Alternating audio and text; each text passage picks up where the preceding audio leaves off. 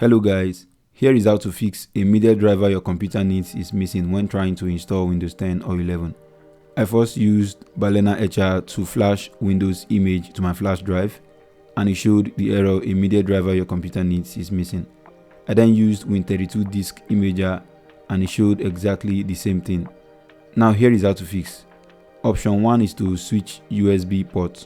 So connect your flash drive to another USB port and try again.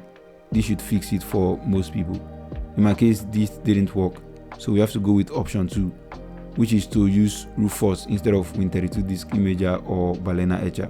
So head to your browser and search for Rufus.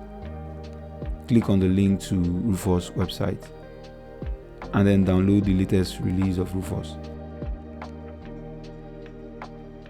Close the browser and open your download folder. Now let's run Rufus.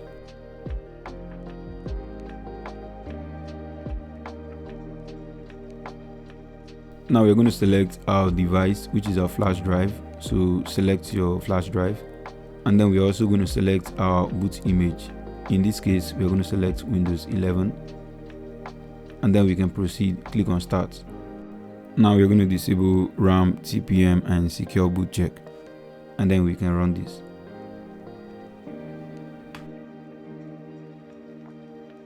And it's as easy as that. Now we can install either Windows 10 and Windows 11 without getting the error again.